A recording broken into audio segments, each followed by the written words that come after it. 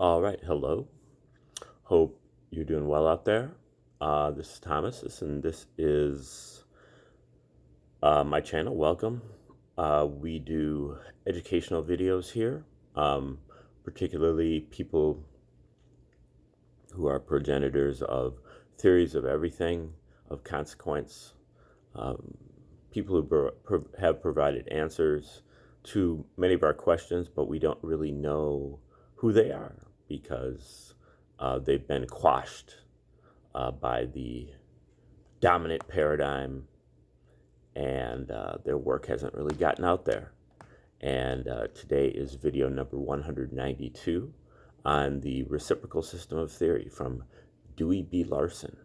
Mr. Larson was born back in 1898, died in 1990, put in about 60 years working out his reciprocal system, the first 30 of which or so were an inductive process where he went from to develop his basic fundamental postulates. And the main one, he has two fundamental postulates. The second one has mainly to do with geometry and mathematics. The universe conforms to the rules of ordinary commutative mathematics. Its magnitudes are absolute and its geometry is Euclidean. There has been some dispute about that second postulate, especially the geometry. But the first postulate is much more important, and that is paraphrasing that the universe is made out of motion, not matter, not energy, but motion. And motion is the relationship between space and time.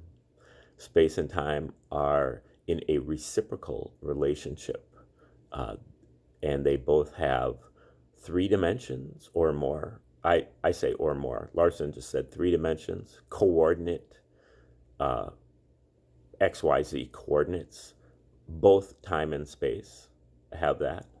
And both time and space also have their one-dimensional scalar aspects, which you would envision by using a balloon and a magic marker. You blow up the balloon and all of the dots move away from each other.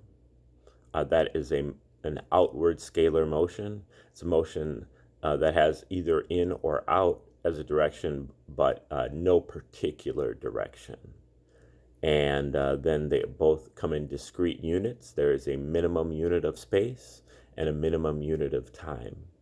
And exactly 1 unit of space in 1 unit of time is the speed of light. And that sets up the speed of light as the midpoint of the universe, or the null point. I would carry that on and also say really the 0 point, the origin, or even the ether. Now, I'm using that term ether differently than I think one of Larson's followers, Bruce Perret, uses it, as referring to the etheric realm or the etheric body. But the ether, the underlying ground of the universe. And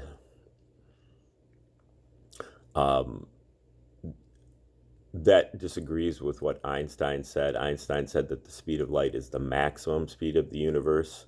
Larson is saying that the speed of light is the midpoint of the universe, and there's an entire half of the universe that is moving faster than the speed of light.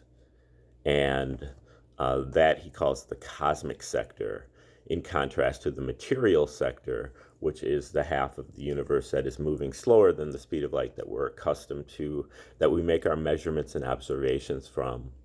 And basically, in the material sector, we have 3 dimensions of space, and we have 1 dimension of scalar or progressing time. Time is always getting later and later and later in this container of space. And then in the cosmic sector, by the reciprocal relation, the roles of space and time are reversed. And in the cosmic sector, we have 3-dimensional time.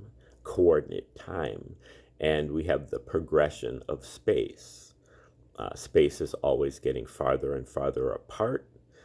You can see that in the recession of the distant galaxies that was observed by the Hubble telescope, whether you believe that or not. And another way of kind of thinking about it is being space is empty and time is full. And so in the material sector, you have empty space being filled out by atoms and aggregates of time. And then in the cosmic sector, you have this full space, full time being emptied by particles and atoms and aggregates of space. Okay, now Larson basically took his postulates and then he went on a long process of deduction. So, okay, now if this is how the universe works, then this also is true, then this is true, and then this is true. I went through that in about 15 videos earlier, called going over his talk called the deductive development of the reciprocal system. So Larson basically deduced a theoretical universe from his initial postulates, and then eventually compared his theoretical universe with the universe that the scientists had already measured and observed. And that's kind of what he's doing here in this reading that we're in the middle of right now, chapter 13 of his book, Nothing But Motion, which is on physical constants. And he is theoretically deriving the various weights of subatomic particles all the way up to hydrogen and even deuterium. And so he's using natural units. So these are units that he eventually has to convert to the MKS system of units. But we just went through the step-by-step building process for the hydrogen isotope and all of the numbers there.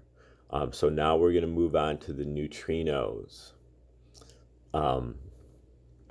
Even though a couple of the neutrinos have already been described, the electron neutrino and the massless neutron, which is also known as the muon neutrino. Okay, here is Larson in his own words. Neutrinos are plentiful in the local environment. The requirement for production of new matter in the form of hydrogen by the addition process is therefore a continuing supply of massless neutrons. In chapter 15, we will find that there is in operation a gigantic process that furnishes just such a supply. Addition of a cosmic neutrino, the rotational displacements of which are on the opposite side of the unit boundary to the proton, involves an additional electric unit, as both the rotation in time and the rotation in space must start from unity. When he's saying unity, he's either meaning unit space, unit time, or unit speed. And those are really the boundaries of this universe that he has.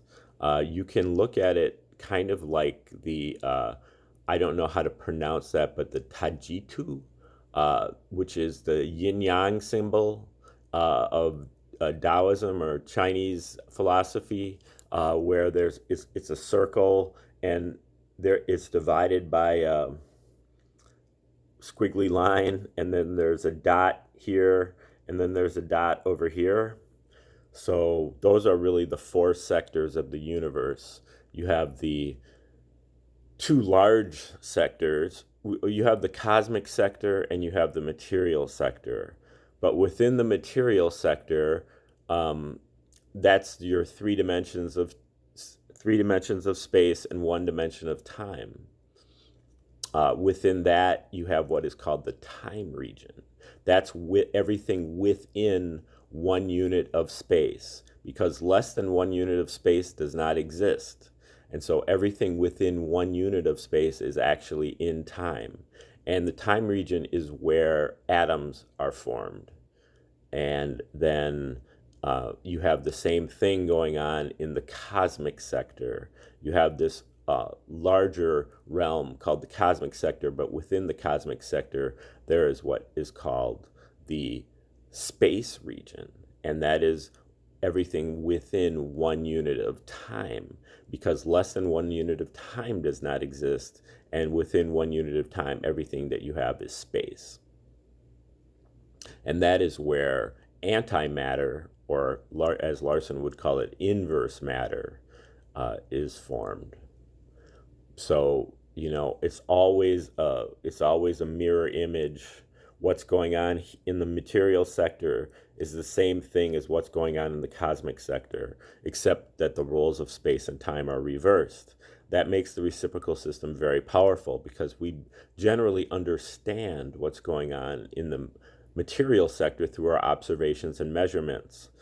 And we can extrapolate from that to figure out what's going on in the cosmic sector, which is basically invisible.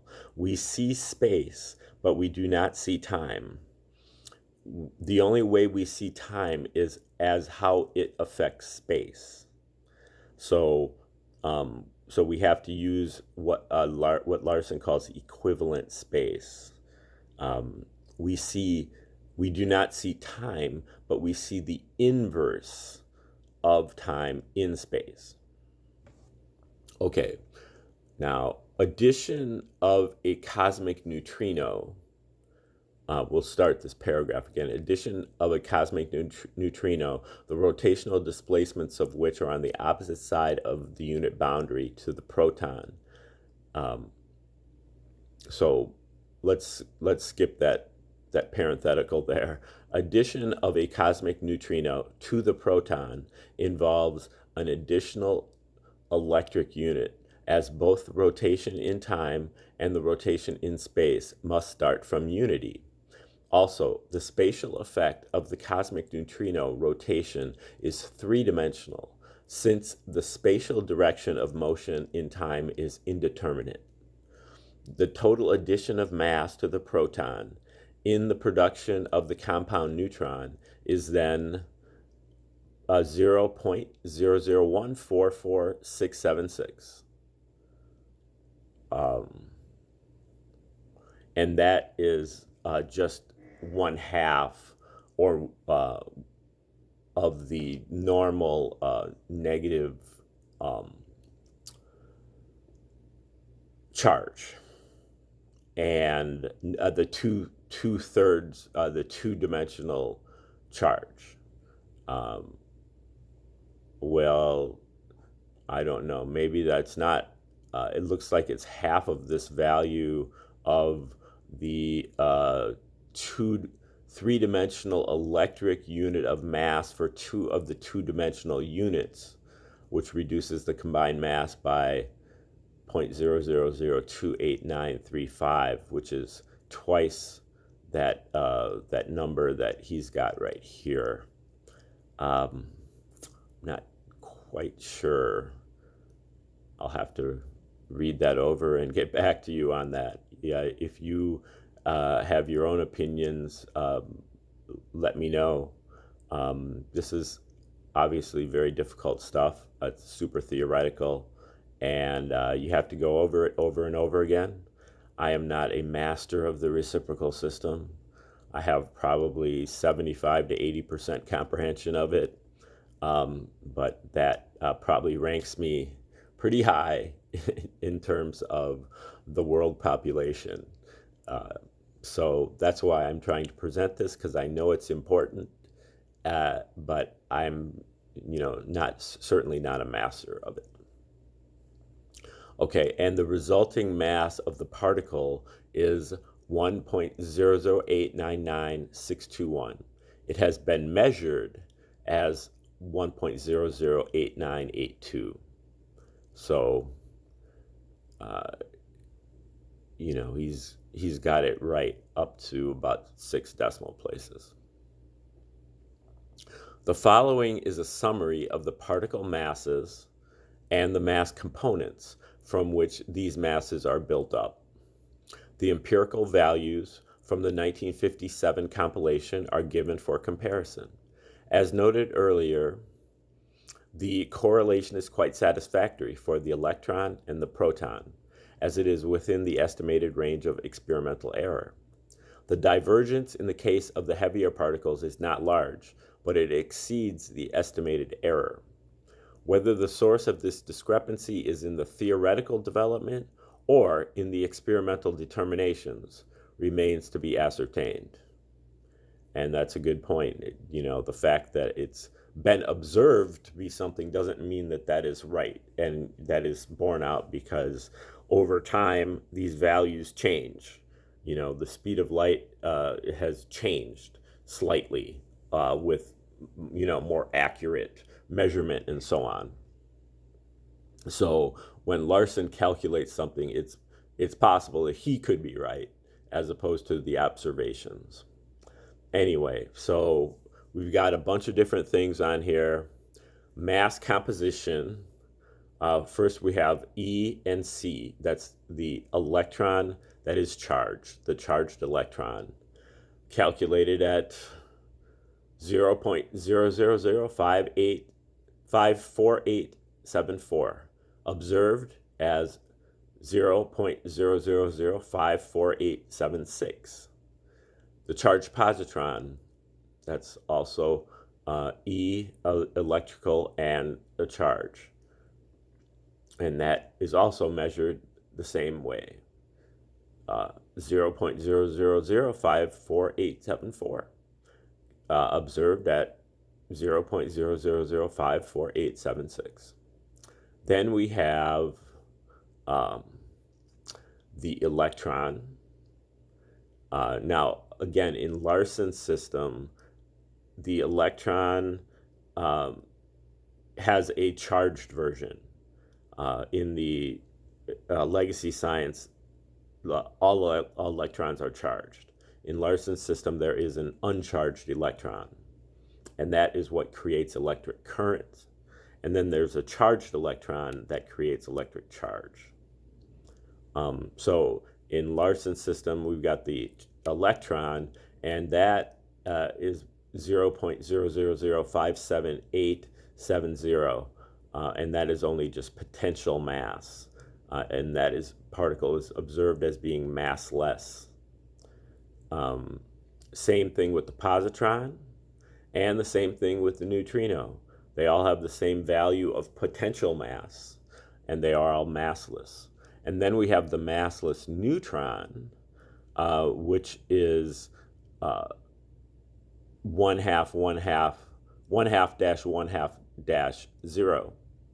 and so that is a primary mass,